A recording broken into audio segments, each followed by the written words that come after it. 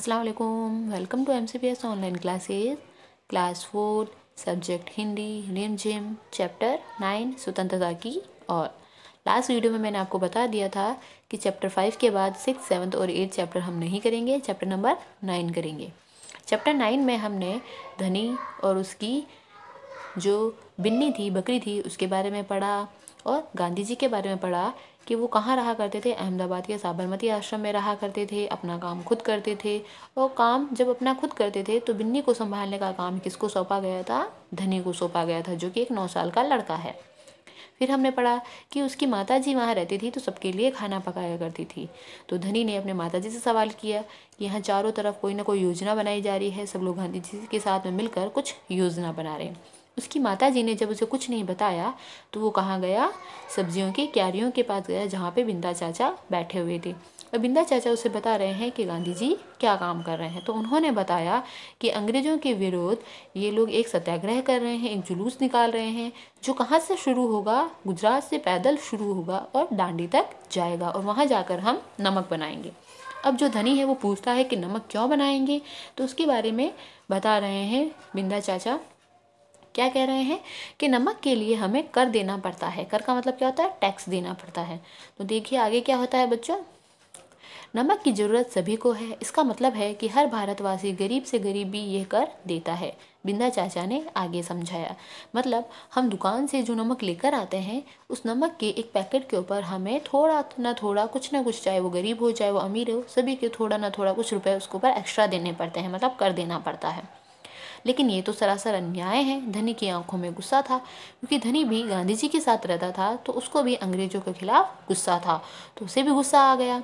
हाँ, ये अन्याय है। इतना ही नहीं, भारतीय लोगों को नमक बनाने की मनाही है, मतलब भारत के लोग अपना नमक नहीं बना सकते। क्यों नहीं बना सकते? देखो आगे बता रहा है वो। महात्मा जी ने ब्रिटिश सरकार को कर हटाने को कहा, पर उन्होंने ये बात ठुकरा दी। इसलिए उन्होंने निश्चय किया है कि वे दांडी चलकर जाएंगे और समुद्र के पानी से नमक बनाएंगे।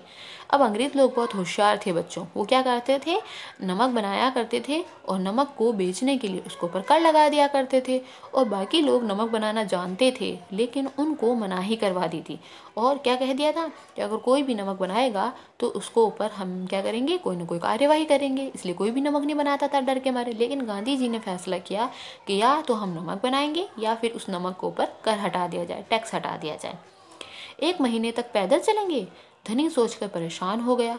गांधी जी तो थक जाएंगे, वह दांडी बस या ट्रेन से क्यों नहीं जा सकते?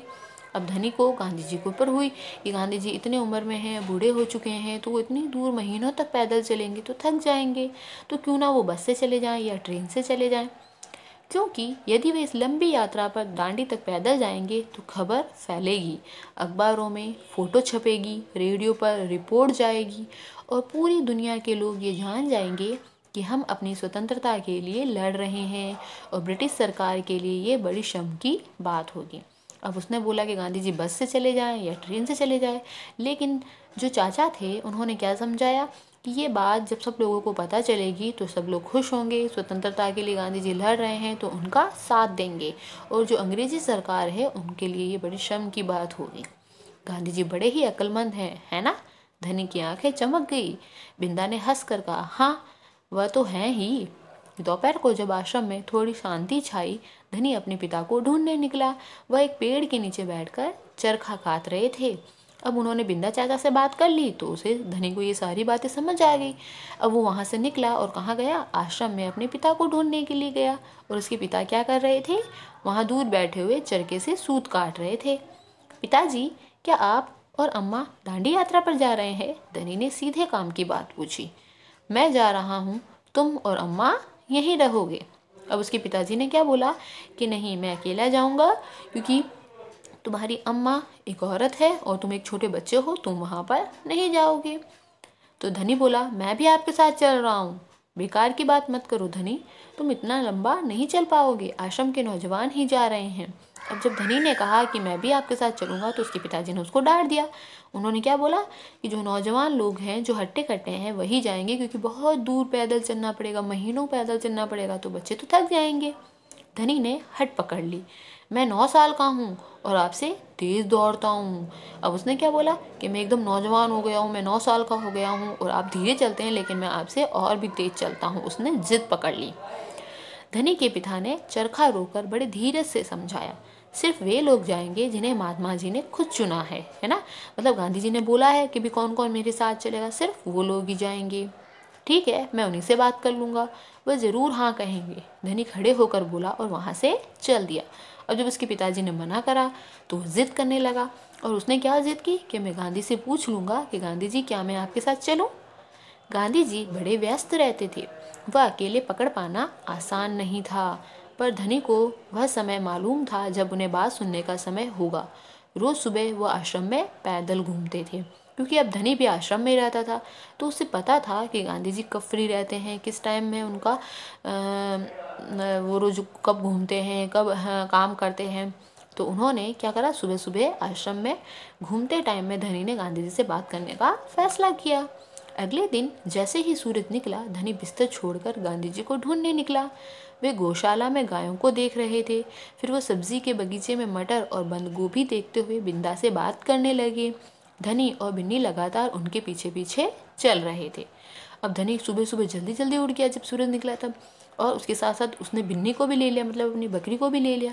और गांधी जी पहले गौशाला में गायें देखने गए तो वहाँ गए, फिर सब्जी में बिंदा चाचा के सब्जी के बगीचे में जो बिंदा चाचा काम करते थे उनके पास गए, और धनी और बिन्नी उनके पीछे पीछे पीछे पीछे चल रही थी।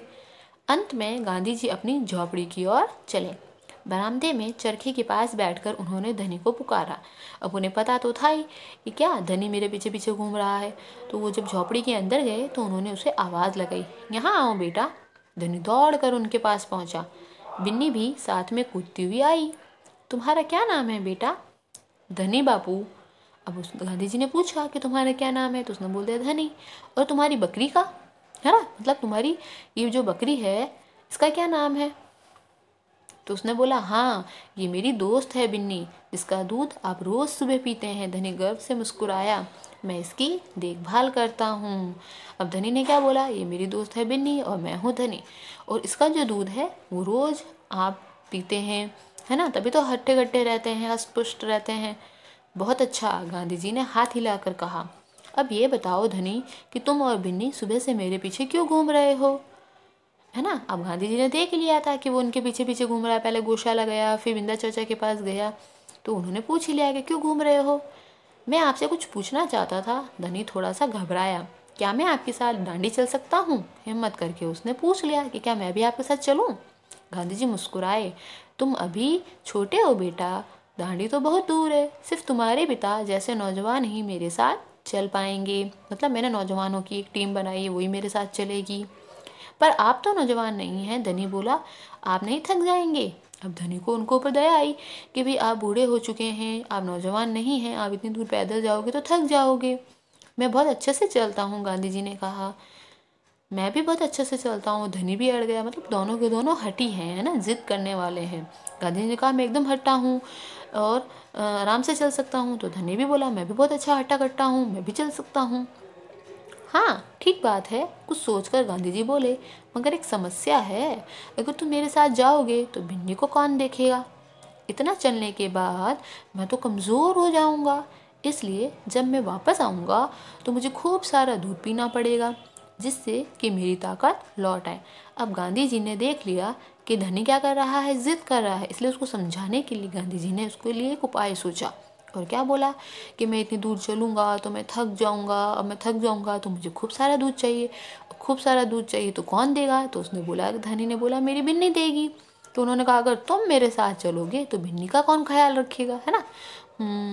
ये बात तो ठीक है, बिन्नी तभी खाती है जब मैं उसे खिलाता हूँ। धनी ने प्यार से बिन्नी का सिर सहलाया, और सिर्फ मैं जानता हूँ कि इसे क्या पसंद है, क्योंकि वो उसकी दोस्त है ना, तो उसे पसंद है और उसको पता भी है कि धनी मुझे क्या खिलाएगा और बिन्नी को क्या क्या पसंद है। बिल्कुल सही, तो क्या तुम आश्रम में रहकर मेरे लिए बिन्नी की देखभाल करोगे? गांधी जी ने प्यार से बोला। जी हाँ करूँगा, धनी बोला, बिन्नी और मैं आपका इंतज़ार करेंगे। अब गांधी जी ने जब उसे प्यार से समझाया तो वो मान गया और उसने क्या कहा, ठीक है मैं यहाँ आश्रम में रहूँगा, बिन्नी की देखभाल करूँगा, उसको अच्छा सा खिलाऊँगा पिलाऊँगा ताकि वो खूब सारा दूध देगी। और जब गांधी जी वापस आएंगे तो वो बिन्नी का दूध पीकर फिर से हट्टे कट्टे और तंदुरुस्त बन जाएंगे। सुभद्रा सेन गुप्ता, मतलब ये जो लेख लिखा है, जो कहानी लिखी है, वो किसने लिखी है? सुभद्रा सेन गुप्ता जी ने लिखी है और इसका अनुवाद मनीषा चौधरी जी ने किया है। तो बच्चों, उम्मीद कर रही हूँ कि आपको ये कहानी पसंद आई होगी। आप अपने घर पर भी अपने दोस्तों को, अपने माता पिता को, अपने भाई बहनों को ये कहानी ज़रूर सुनाइएगा। ठीक है बच्चों, अल्लाह हाफिज़।